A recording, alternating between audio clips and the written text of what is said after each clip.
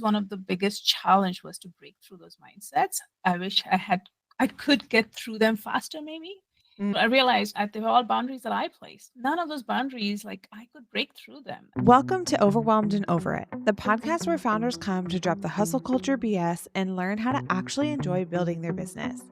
I'm your host, Gabs, and I believe your success as a founder shouldn't come at the cost of your sanity.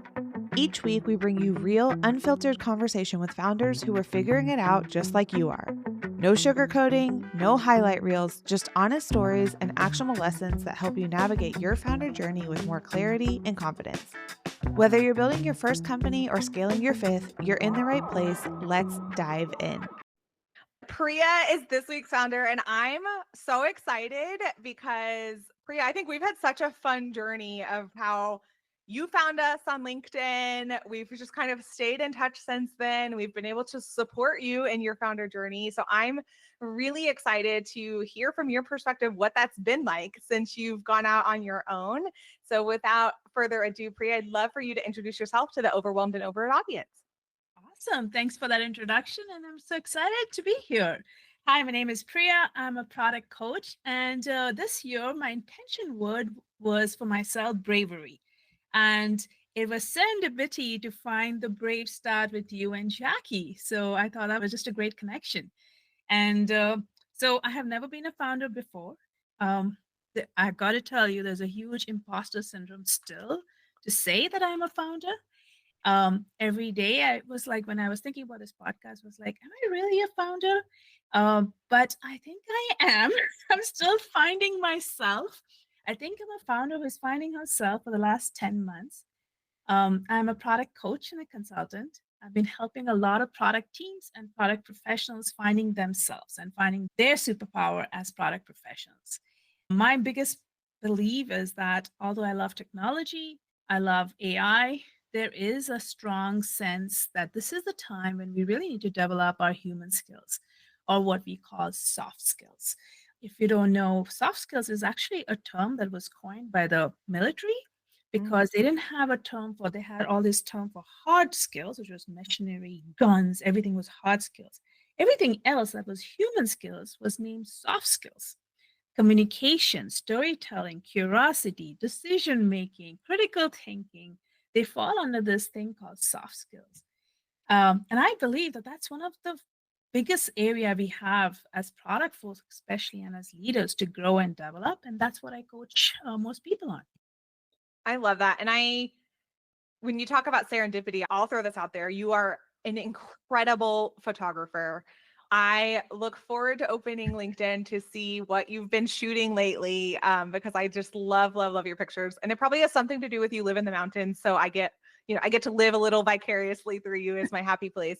But I think that's really important when we dive in and say, okay, I'm teaching teams how to communicate and how to story tell and how to paint the picture, right? Because it's not always with our words. Sometimes it's in different mediums and different forms. And so I absolutely have loved watching you figure out how do you blend this passion of photography with this passion of product and bringing all of those together to paint the picture necessarily. And I think you do such a beautiful job of it.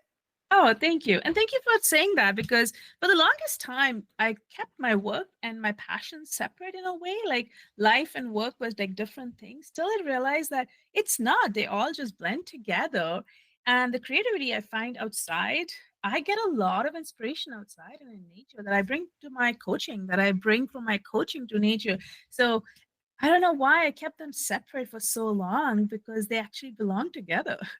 Yeah. And I think a lot of it's just how we grew up and what we were taught kind of building our careers, right? I think some of it's just things we have to kind of decondition ourselves from and give ourselves our own permission to be able to do that.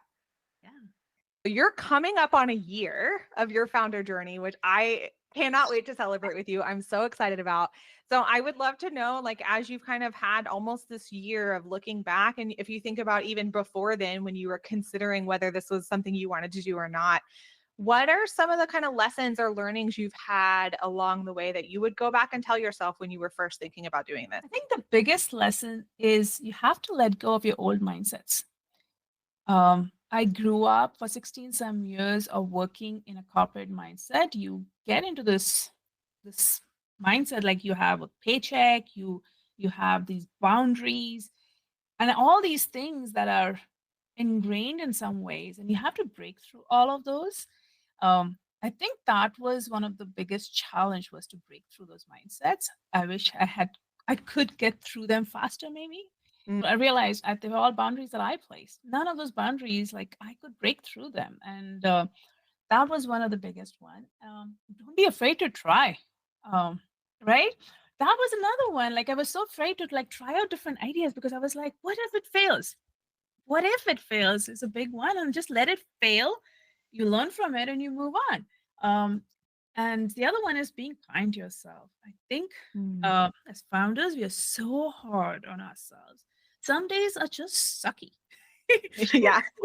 They really are. It's not unicorns and rainbows all along. Like, you see this LinkedIn post and you see all this social media where everybody's like, this is the best thing ever. It's not always the best thing ever. And you have really crappy days. And just being kind to yourself, doing things that it's okay. Tomorrow's a new day. I love that so much. And it relates to a conversation I was just having with someone around, we can look at every nurture sequence we've written and every service offering we've had and every post we've put up that didn't perform. And you, like you said, you think, oh, well, I failed because that one thing didn't work out, or that one thing wasn't the thing that Yeah. took your business off into the sky with all the freedoms that they promise you. But then I think when you take a step back and you look at what was the first website page I built for my companies versus now, and what was the first email I wrote versus now, and the first post I wrote versus now, and there's so much growth that happens between those. And that growth doesn't come because we just did it one time and it didn't work out and we were like, oh, forget it, not doing it anymore. It's because, like you said, we keep showing up every day, and we are okay with everything we do every day as a founder being an experiment. Exactly. And it either works or you learn something from it. Exactly. But you keep it moving. Exactly. And I would go back to the creativity, the photography piece. Like, what you see online are the good shots, the shots that made it. But to actually get to that, all the crappy shots had to be done before. And you can think of them as crappy shots, or you can think of them as sketches to get you to the shot that you actually made it, right? Mm. So that's also a learning one to do.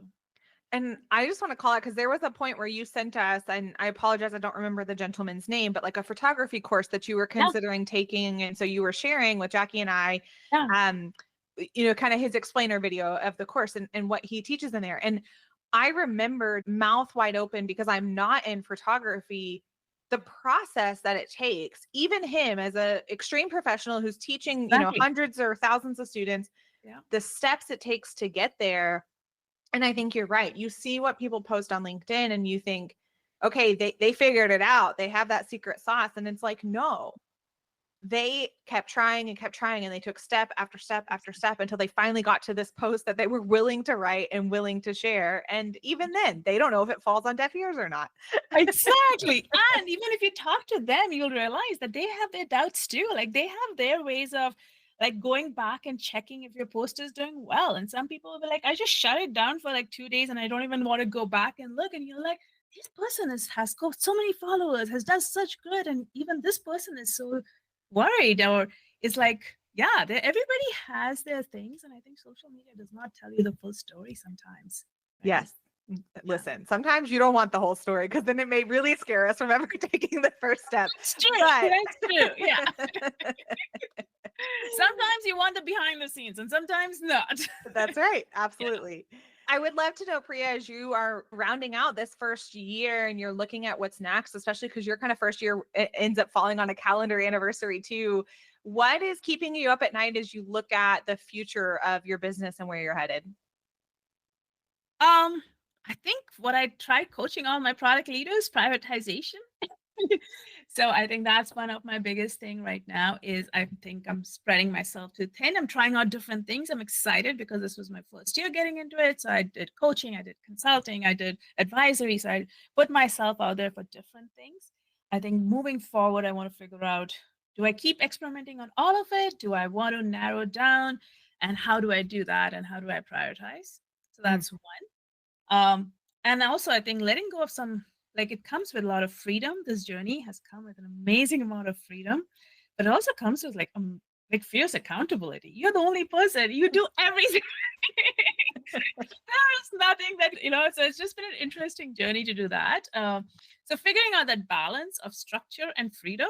So I'm trying to figure that out because I had such a structure, like my calendar was booked with meetings and it was structured. Everything was structured. Now I don't have an amazing amount of freedom. So where do I balance my structure and freedom? Oh, I remember going through that. It was probably last year for me that Yeah. I like woke up and because I think I went, rebellious teenager almost, right? I was like, my calendar, my rules. I'm going to get coffee at 2 p.m. every day if I want. No one's going to tell me any different. And then I looked around and I'm like, okay, I mean, I'm here, I'm doing stuff, but Right. does that stuff matter? Is it moving the needle? Is it effective Yeah. to running a business? And so I'm with you. I kind of had to figure out for me what is enough structure in my calendar that I'm sitting my butt at my desk and getting things done versus enjoying the fruits of the freedom that I have worked really hard to build. And what is that balance between the two? Exactly. I'm so glad we got to do this, Priya. You always hold a special place in my heart. And I love your brand colors to me represent what I feel when I see your name or when we get to chat. So I absolutely love that we got to do this. As I like to wrap every episode, I'd love to know what support do you need the most right now that maybe our audience can help support or fulfill for you? Oh, awesome questions. Reach out to me, book a discovery call with me. I love teaching human skills. If you're struggling or your team is struggling with product skills or product soft skills, I would love to chat. Awesome. Well, we will make sure we link everything in the show notes so that way everyone can get right to you, Priya. And I just cannot thank you enough for coming here today and recommend you enough if someone needs that support and their own accountability as they work on their soft skills, because I know you are the person to do it. Oh, thank you. Thanks for tuning in to another episode of Overwhelmed and Over It. I'm your host, Gabs. Until next time, remember, you're not behind, you're not failing, and you've freaking got this.